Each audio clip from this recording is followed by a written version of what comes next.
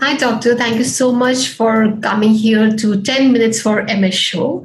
And it's a pleasure to have you here with us. Great to be here. Thank you so much. Doctor, I have to ask you this, that people talk a lot about diet and there are lots of debates about what to eat, what not to eat, and also diet versus the medicines.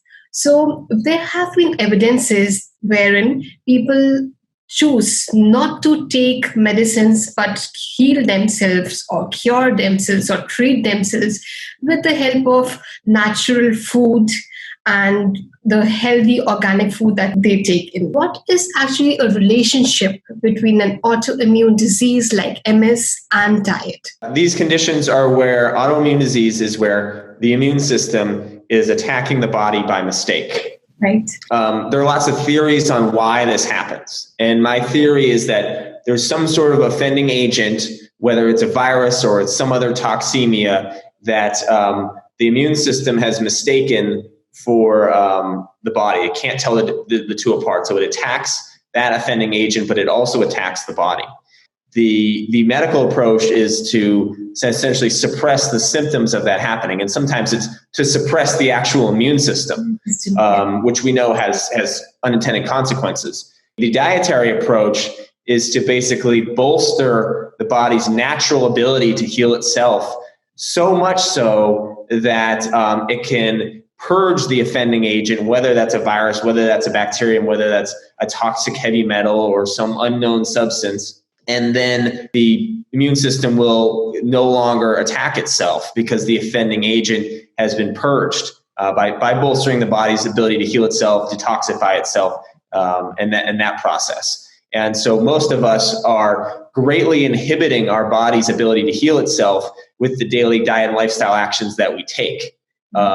We can still survive and live, but we don't really realize the full potential of how healthy we can be until we start eating a health-promoting diet.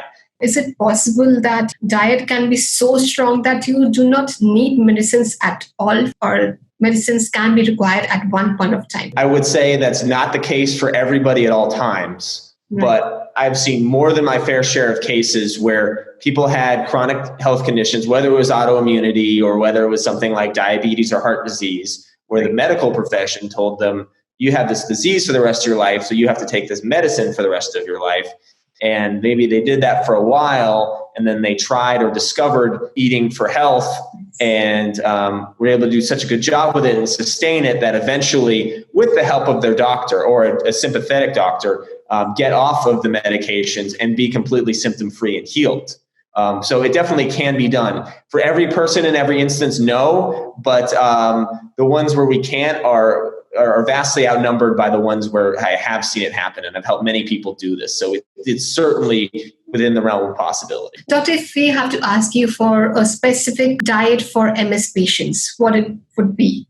If they want to fully reverse MS, being symptom-free and drug-free, it's going to be a whole food plant-based diet, as much raw fruits and leafy greens as possible.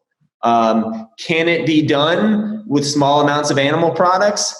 I've seen it happen, but I've seen the people who do an exclusively plant diet, and the more raw they do, they have the best chance of reversing it. So I think, whether it can be done with certain variations, maybe, there are people who live to 105 years old and smoke cigarettes and drink every day.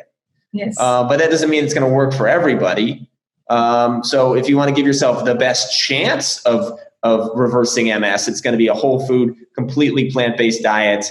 Okay, but what are actually the benefits of a plant-based diet which we do not get in the other food? Plants are in the unique position that their nutrient profile best meets our nutrient needs. Right. So fruits and vegetables, whole grains, legumes, to more so fruits and vegetables have a complete nutrient profile. Vitamin A, all the B vitamins except B12, which is found from bacteria. Vitamin C, which animal foods do not have vitamin C. Grains do not have vitamin C, not in any animal products, all right? Vitamin E, pretty much in all foods. Fiber, which is not found in any animal foods. Fiber is a plant thing.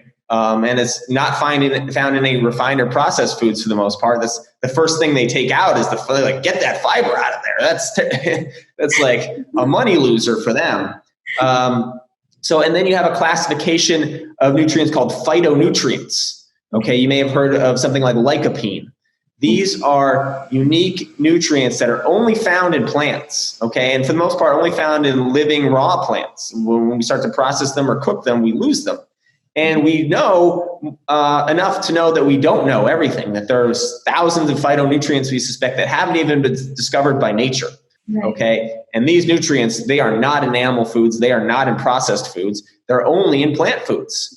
So nutritionally, plant foods are superior. They have all these things that animal foods don't. And they have the things that we do need, like protein and fat, in the requisite quantities, because animal foods tend to have way too much of those. And that's actually becomes what we call pathogenic or disease causing. Yeah. So as far as most meeting our nutrient needs as human beings, fruits and vegetables are going to be the best. Doctor, and what about seafood? So, for example, at omega, we get only from fish or from other seafoods, but less from plants. What's your opinion about that? Fish have omega-3s, but they live in the ocean, okay, where there's all the pollution from all over the world gets dumped into the ocean. The oceans on planet Earth are very toxic. It doesn't matter whether it's the Atlantic, it's the Pacific, it's the Indian Ocean, just full of toxicity. And so that's getting into the seafood. Okay, so we're talking heavy metals, mercury, PCBs, DDT, all kinds of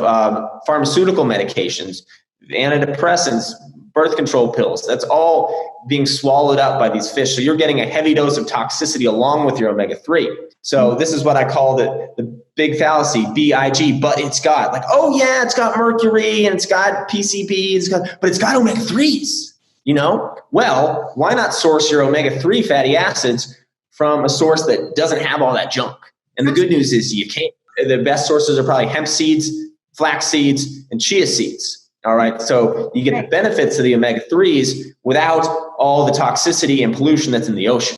Right. This is quite an eye-opener, because when we talk about healthy food, we always, include fish in the diet as a healthy food option. Doctor, my other question is, we all know that raw food is healthy. If we cook the food, some of the vitamins might die. We understand, you just said that. But not everyone can have raw food all the time. After all, we are humans, we have to have varieties of foods. How do we balance that? Sure. So, there are over 80,000 edible plant foods. It's definitely possible to do. For some people, it's going to be a little too exclusive. They can still get results eating some cooked whole plant foods. Gluten-free grains like rice and quinoa are great. Potatoes, sweet potatoes, steaming vegetables. Does it destroy some of the nutrition to do this to the food? Yes.